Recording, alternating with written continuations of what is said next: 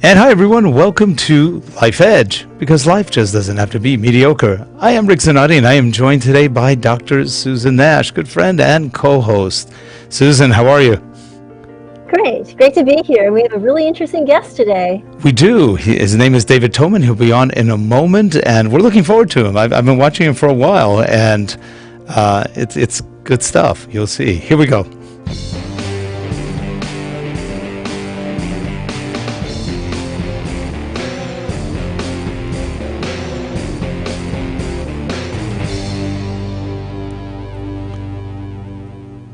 And joining us today is David Tomen with NootropicsExpert.com.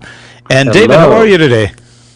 I'm great. How are you? Thanks for having me on. I'm doing great, and I'm really glad to meet you. I mean, I've been reading your stuff, and I've been watching your podcast for a while, and actually taking quite a bit of supplements since I was very small. I think I started taking supplements in the 70s sometime, different kinds of supplements, and nowhere near the quality and quantity we have now, but your site's been very helpful to one thing I had, which was a little bit of neuropathy, and I started watching you, and you were talking about different medications with that, like,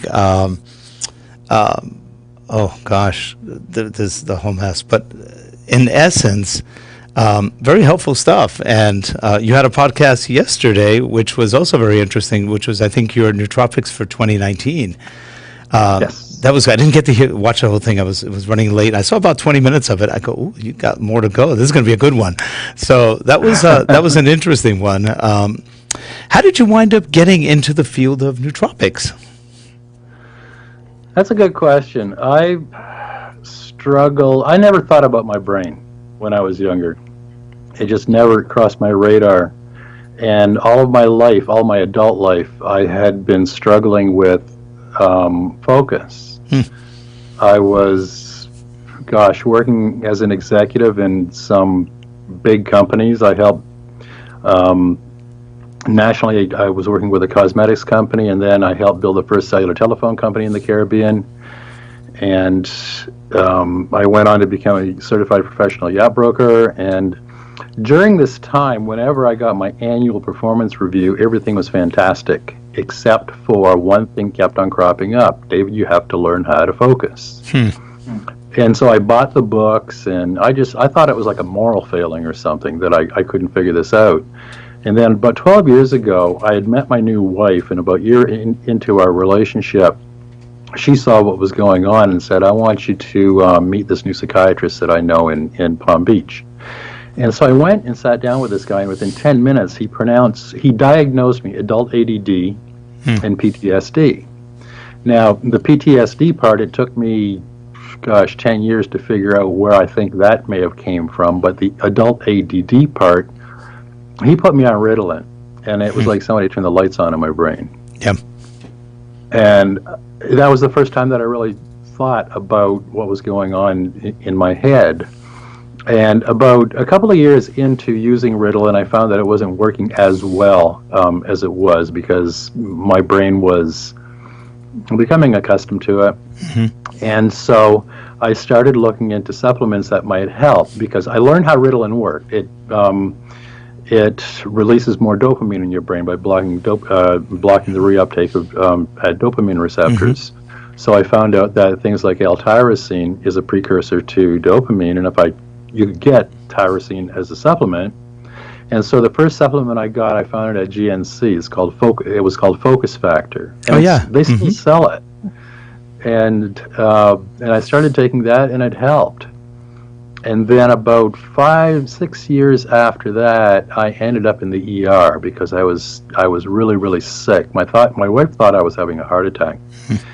And it turns out that my heart was fine, but I was hypothyroid, severely hypothyroid all of a sudden. And I got almost every symptom in the book, including I lost my memory. I lost my memory.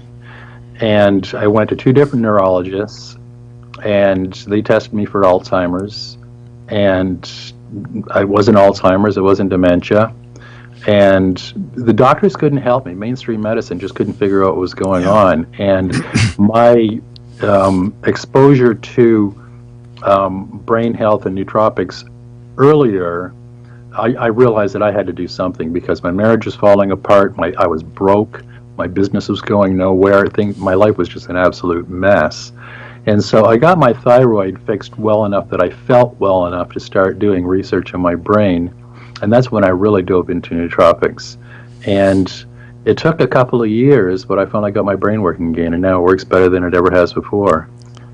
And that was how I got involved in nootropics. I didn't even know the word nootropics until this started. And for those who don't know, yeah. And for I'm those just saying that's really interesting. Yeah, we could go ahead and define nootropics. Nootropics, yep. Mm-hmm. Nootropics. There's a guy named Dr. Cornelius Gurgia that he invented paracetam back in something like 1963. He was a Romanian chemist, and in 1972, paracetam is just an analog of GABA. And I don't remember exactly what they were trying to do, but he did this work in a lab in Russia, in St. Petersburg, I believe it was. And in 1972, he coined the term nootropic, and it's derived from the Greek words nou, which means mind, and trepen, which means to bend, so to bend the mind. And then he gave us a very distinct definition of what a nootropic is supposed to be. Do you want to hear it? Sure. Yes. A nootropic.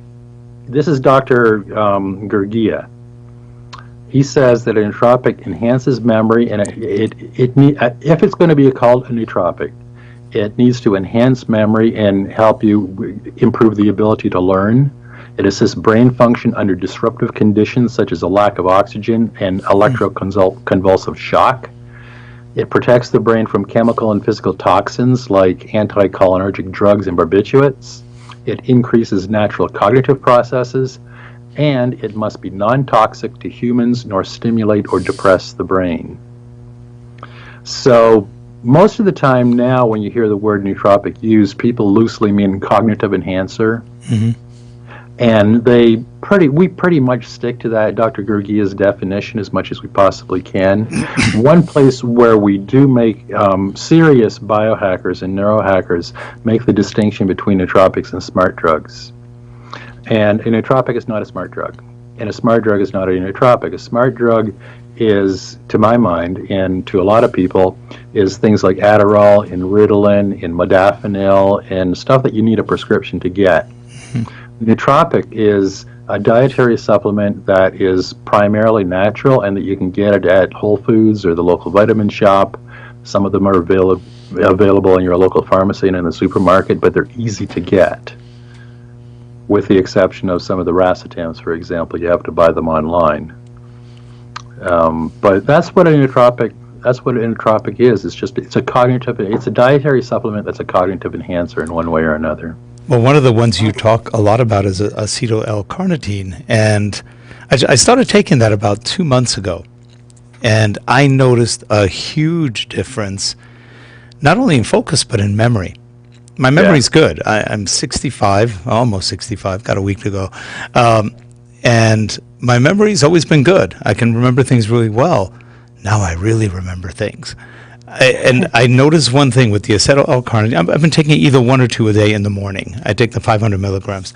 Mm-hmm. And I noticed that within days, I could go back into a memory and it was vivid, much more vivid than before. It was a good memory, but now it's vivid. It's like, wow, I'm remembering things in a detail that I didn't think I could still do. Very detailed memories from one that leads to another to another. I could almost watch a whole chain of events that happened 40 years ago, like today. And that was pretty interesting with no apparent side effects either with the carnitine, no feeling of being racy or you're nervous, nothing. It's just a very natural, like you said, a natural nootropic, no side effects that I could tell at this point. And it was really quite fascinating. So even that, the ability to connect things was faster. And again, this is coming from somebody who has a fairly quick brain. I was going, wow, this is really helping. So that was, I got that from you on one of your podcasts. I was going, I got to try that. That sounds really promising. And the other one, which was, well, it's not the same thing. That was the larginine, which is a little bit different. But you wrote a book also on the brain, and I don't have the title in front of me. Right? What was the book you wrote on the brain? Well, I've got two books. One is free download at nootropicsexpert.com, and that's Secrets of the Optimized Brain. That's about 85 pages, and that's essentially a small manual on a list of supplements, and it gives a very, very brief description of 72 or 75 different supplements and what it's used for and recommended dosage. My big book, Head First, that came out at the beginning of last year, it's called Head First, The Complete Guide to Healing and Optimizing Your Brain with Nootropic Supplements. That's almost 600 pages. And that's impressive. That is basically a manual on fixing your brain. It's got my story near the beginning of the book. The lion's share of the book is devoted to in-depth reviews of 72 or 75 different nootropic supplements. And then the last couple of chapters of the book are devoted to what people are always asking for, and that's suggested stacks. Or suggested combinations of supplements for things like anxiety and depression and ADHD and PTSD and memory and that kind of thing. I have a question. And that's the first book like that's been written in the last book that was written like that was published 20 years ago, and it was called Smart Drugs 2. There hasn't been a book since then like this. There's lots of books out there on brain health, how to change your diet and exercise and this and that, but not a book that is strictly about dietary supplements that help the brain. And that's what I'm sorry to jump in. It's like that's one of the downsides of using Skype. It's hard to signal, but at any rate, I wanted to have a question. So you mentioned something at the very beginning, and then you talked about the issues of hypothyroidism and the connection, and I've just noticed, like, for example, people that there's always a connection between thyroid and how well the body is able to synthesize some of the different chemicals that are being introduced. And I was just wondering, like, how on earth do you come to dosage, given that some people's thyroids are going to be working differently than others, other people are going to have to tune their endocrine system, et cetera, to be able to make things work? I don't completely understand that question. Okay, let me make it simple. Are you asking me how the thyroid affects cognition? No, because that's obvious. I mean, like, let's say the thyroid does affect cognition. I mean, you mentioned that at the beginning, but then how it's working is like, how do you get the correct dosage, given that it's such a complex system and there are so many things that affect it, like how well is your thyroid working, etc. Sure. Let's take iodine, for example. Yeah. Thyroid hormones T4 and T3. T4 has got 4 iodine atoms hanging off of it, and T3 has got 3 iodine atoms hanging from it. And we typically get iodine from our diet, or we have in the past. People that live close to the sea typically have more iodine in their diet than people that live inland. There is an epidemic worldwide of low levels of iodine, for example. So you need iodine. But the thing is, how much iodine do you use? How much do you take? And I've got, probably 95 different supplements on Nootropics Expert now that I've got detailed reviews on, and each one of them has got dosage instructions or dosage recommendations, suggested dosages. For example, iodine. Dosage notes, iodine. Everybody needs a different amount of iodine in their diet, because depending on how much you get from your diet, my recommendation is 25 to 50 milligrams a day. But the thing is that iodine also needs, for it to work, it needs selenium and vitamin C and magnesium. Interesting. Yeah. And that's a good point you bring up, because a lot of these things don't work by themselves. You have to know the combinations, and you have to have the body ready to absorb those combinations. You know, I was taking iodine, so I still do sometimes, not as much as I probably should. But I found one, I think it was called Survival Shield X3 or something like that. And it was a liquid iodine. And, you know, they would say take 3 drops. I took 3 drops from the dropper, and I started feeling shaky after a while. I went, this is too much. So I went to 2 drops. I felt good. So I left it at 2 drops. But would you say that, because you've been through this, and I think I've probably been through some of what you've been through, that a lot of it really is in the beginning, you're just trying what works, how much, maybe a little less, you titrate up, you titrate down, you're trying to figure out what works for you. And what works for you may not work. That's really one of the keys to successfully using nootropic supplements, is that I can give you suggested dosages, but we also have a saying in the nootropics world, your mileage may vary, because everybody's body responds differently. And there's so many different things that affect how this stuff works in your body. Your diet, the prescription medications that you're on, the environment that you live in, the air that you're breathing, so many things, and how your brain is wired, the different chemical composition in your body compared to mine. So something that I find that works fantastic may not work at all for you, or a much lower dosage may work okay for you, or you're going to need a lot higher dosage. For example, my recommendation for L-tyrosine is, I think it's 500 milligrams twice a day. But me, I take 800 milligrams 3 times a day, because I found out that my brain is begging for dopamine. Interesting. Begging for dopamine. And I just found that if I take more L-tyrosine or more null and Acetyl-L-carnitine, my brain works better. And so you just figure this out as you go along. It's really an art and a science. You keep notes as you're trying this stuff, and keep a record of what you're trying and what is working, what's not working, what's working a little bit, and you want it to work better. So you do a little bit more research to find out what's going on. Maybe you need to take something like magnesium or vitamin C or the B complex vitamins to make it work better. L-tyrosine, for example, cannot synthesize into dopamine without a couple of the B vitamins. So I've got a B complex stack that I take.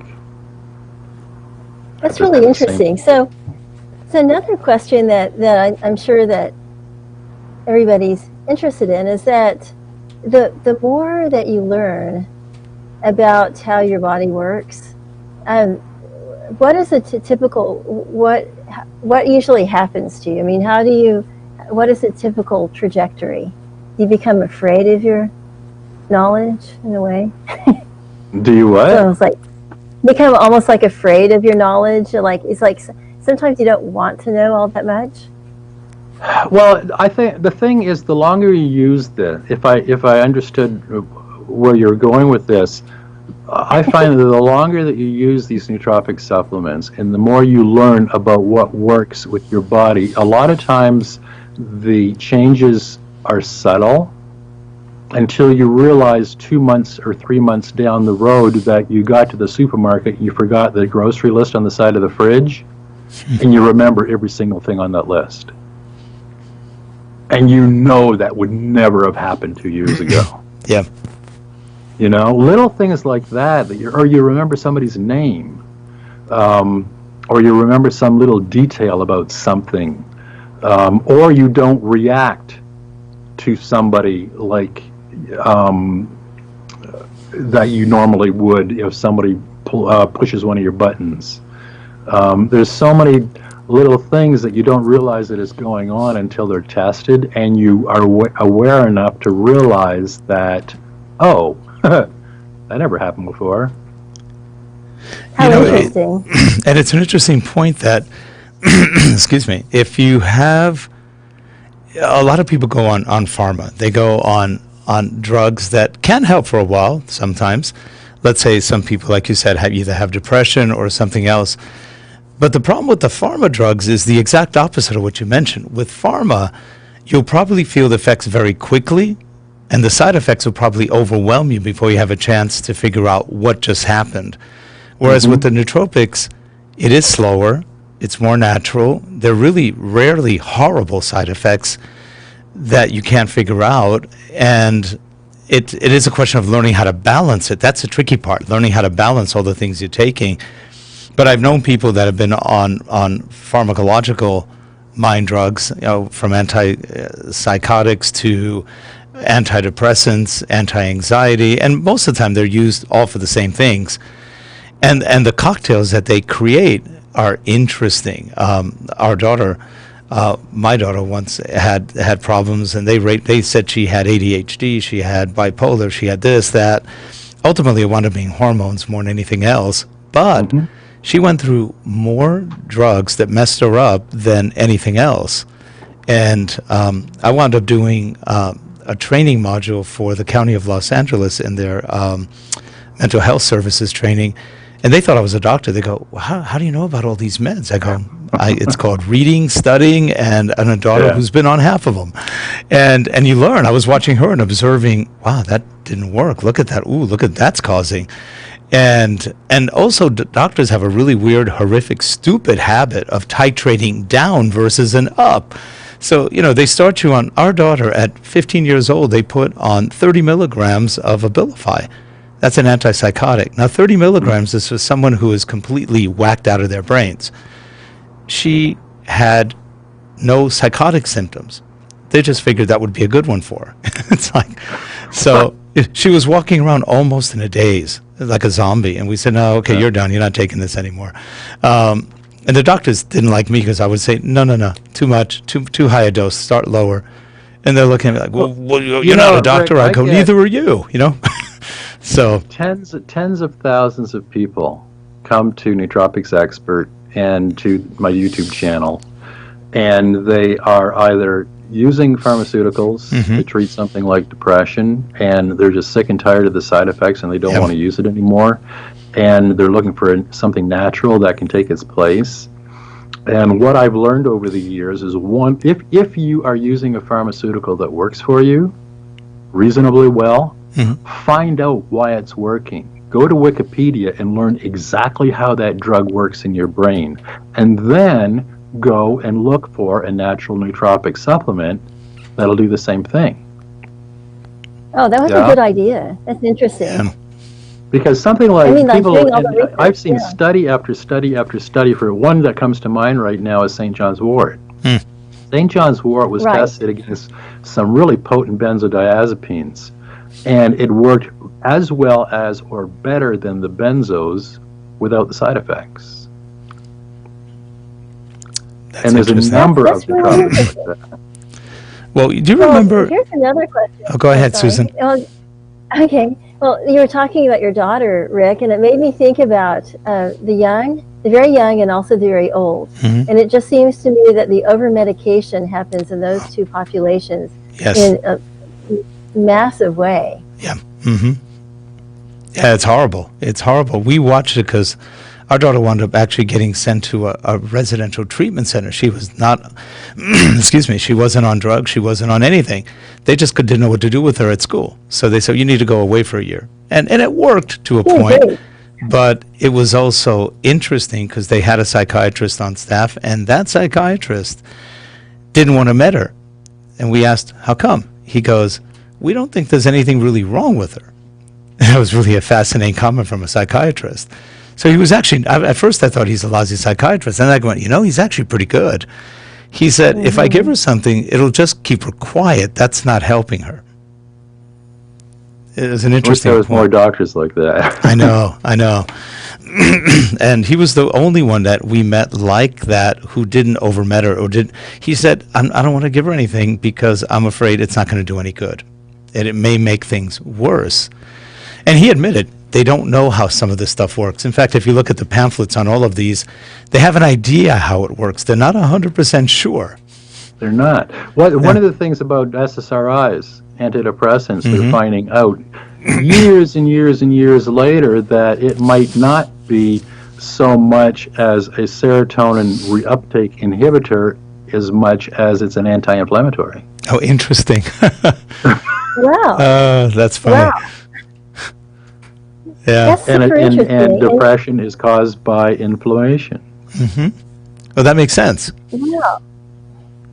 You know, That actually makes sense, because if you look at half the diseases, cancer, arthritis, a lot of it's related to inflammation.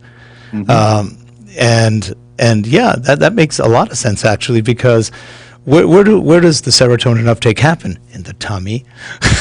You know, you start most of the serotonin is produced in your gut. in your gut. Yeah, and that's why it makes all the sense. When people started finding that out, they went, wait a minute.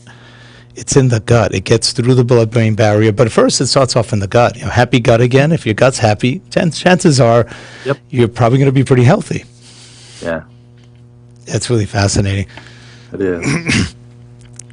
I think also thinking of the elderly people who are either over-medicated. I think a lot of falls. So like a lot of people are killed by consequences of falling.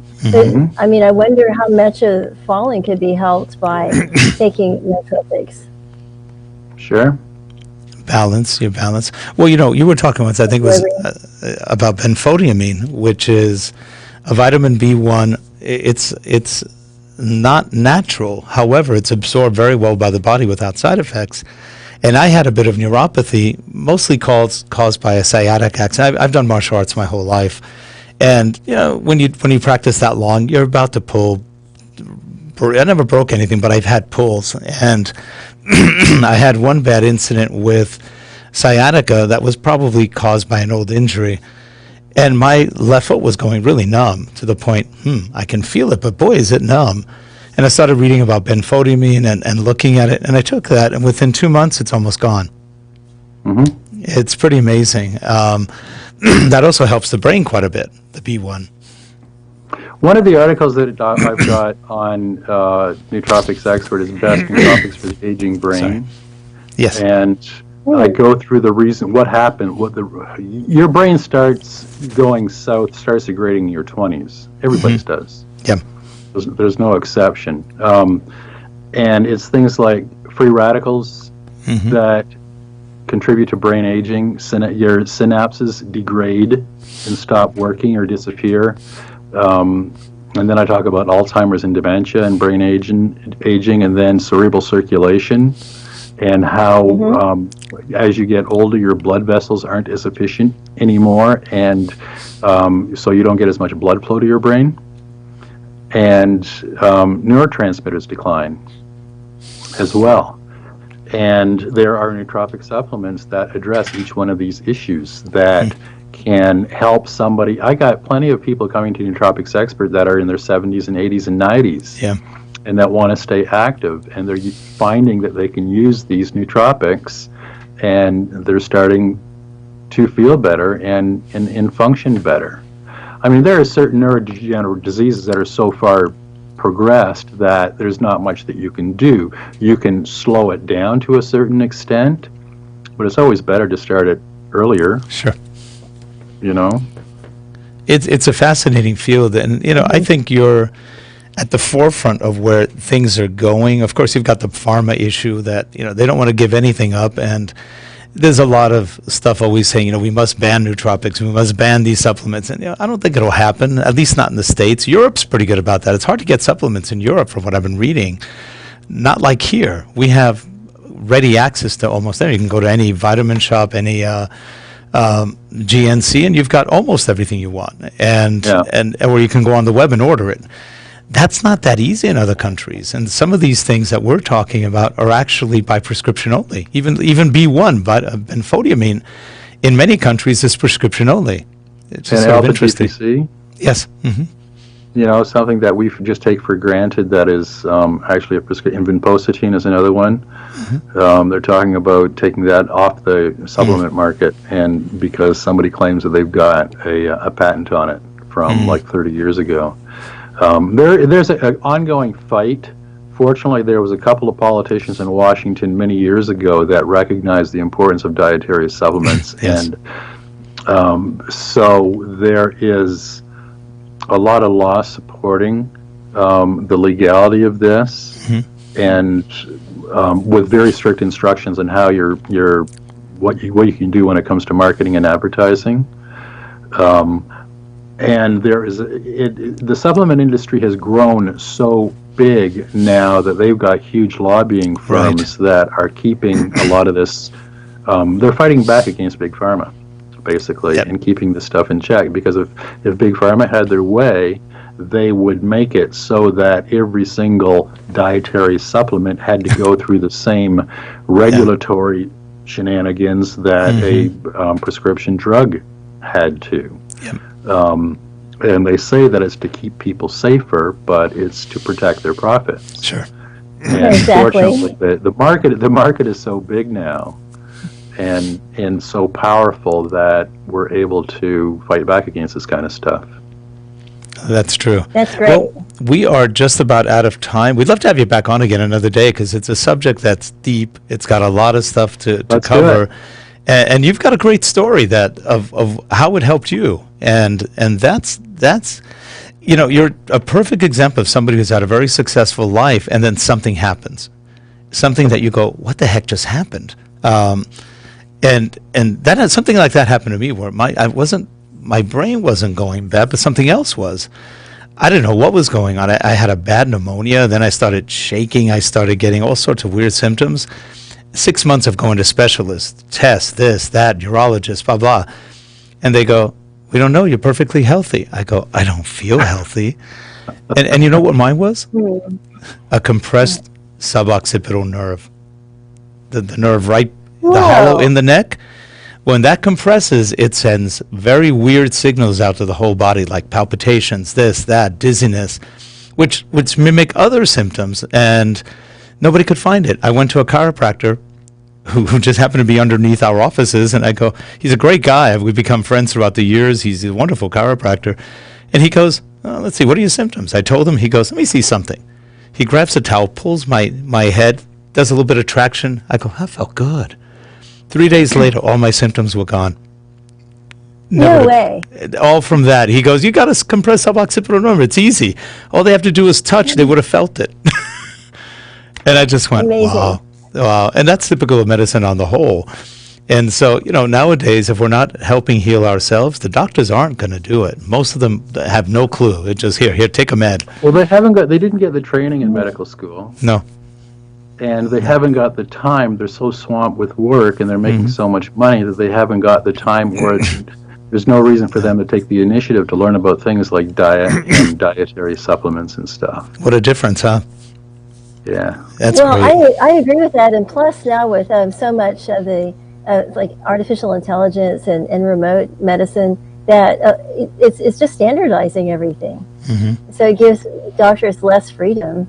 Yeah, and they don't even want to. They don't even want to learn half of them. It's like engineers. Engineers are smart, but they never want to know anything new, which is sort of funny in a career that's all about new, but they don't like learning new things. Sort of weird. But, well, David, we thank you for the work you do. I think you probably have helped more people than you even know, and it's just great information. And definitely we'll have all your information on the show notes below, your podcast and everything else, because, again, very good stuff. Great for people to learn from, and hope it'll help them. And David, one question we ask. Susan, do you want to ask it? Okay. So David, in your life, what has given you an edge? Nootropics. Excellent. They have. Nootropics saved my life, literally. That's great. 5 or 6 years ago. I had a choice between either. I was so sick, Susan, I just felt like dying. I really did. That's how sick I was. And I think a lot of people feel that way. I had a wife that loved me very much, and a family that supported me, and there was the will to live, and I just kept on working and working and working at it until I figured out how to fix this thing. But it was Nootropic Supplements that literally saved my life. That's great. That's so wonderful. Keep up the good work, David. Thank you, sir. Appreciate it. And for you people watching, David's information will be below. Take a look at it. You may do yourself an incredible favor. So we appreciate you coming on. We look forward to hopefully seeing you again and sharing more of this, because there's a lot to share. It's a deep field.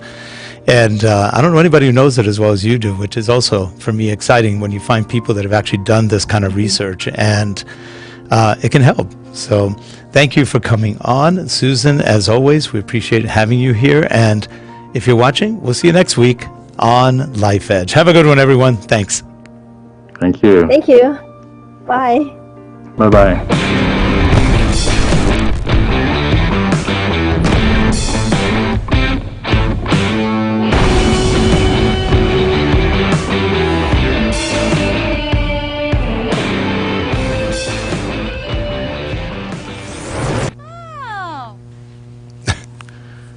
And we are back. That was good. Yeah, that I enjoyed that. Well,